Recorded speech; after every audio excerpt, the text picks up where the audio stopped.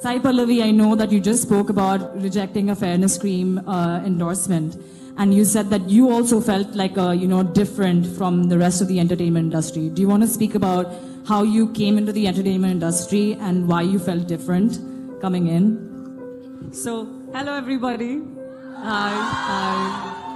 And you all know what happened and why I had to say no. It's just that I've been one of you. I've been equally insecure during one period in my life. It took a million souls to actually reach out and tell me that I look beautiful the way I did. My first film, Premam, I was accepted with my pimples, with everything I thought was a flaw.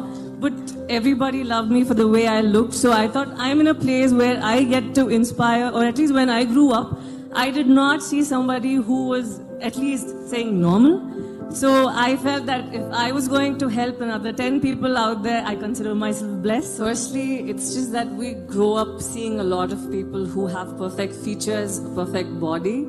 That is what we believe, because she looks that beautiful, she looks that fair, she's got perfect features. We consider them to be actors and actresses. So that's how I was. I grew up seeing Trisha and Simran and all of them. They had perfect figure, they had great body. But then there was one point at which I didn't know whether I wanted to become an actor. But I always had this insecurity when I was in Georgia doing medicine. So I was with these Georgians, people who were very fair, and then they didn't have pimples, but I had all of this. And I didn't know whether I could accept this or accept myself for who I was. And then I come back to India, and I'm so happy that Alphonse picked me for Premam. I was so nervous the day the movie got released. I was wondering, what if people abroad are going to be there teasing me, what Alaga is going to say? They're obviously going to say, I don't look like Simran, I don't look like Trisha. So this is going to be bad news for me. And then I ended up seeing tweets after I went back to Georgia. People were actually happy seeing someone in their own skin. And that made me feel so confident about myself. And then I wondered, okay, maybe that is all it is. Maybe if there's somebody up there, a lot of people will feel very happy about how they look. So that is how I felt when I got into the industry.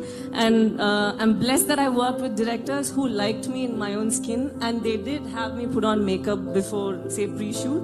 But then they saw that it was not the real me, and I couldn't emote as much as I did without makeup, so they asked me to take it off.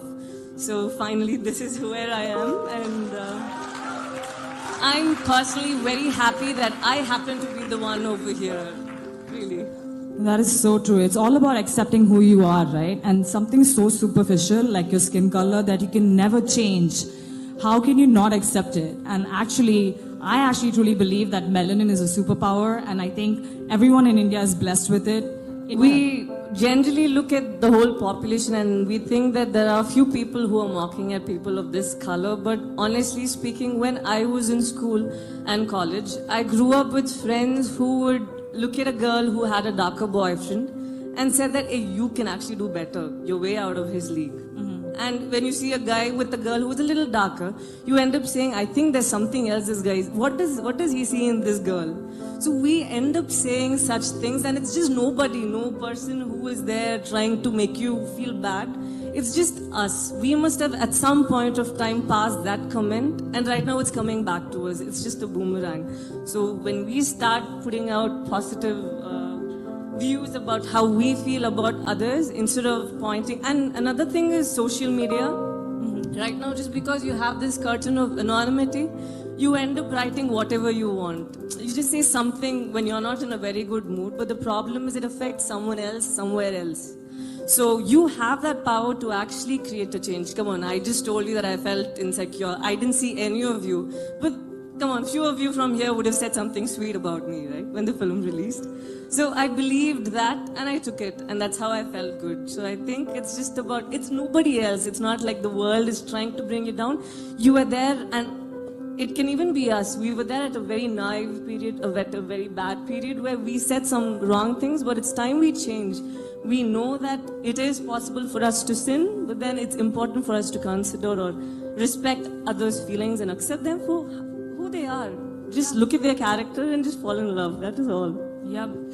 We want to felicitate Sai Pallavi for turning down for turning down a fairness product advertisement. I did this for us all, and this doesn't end right here. Understand end? one thing, because it's just not the fairness companies that we need to ban or anything. It's just that normally people exploit our insecurities. That is all. As long as you're insecure, they're going to find some way or the other. Even if we ban the fairness streams, they're going to come up with something which says natural products. You have natural peel, which is with orange and all of it. This is never going to end. As only you should be confident about yourself and love the people around you and give them some appreciation.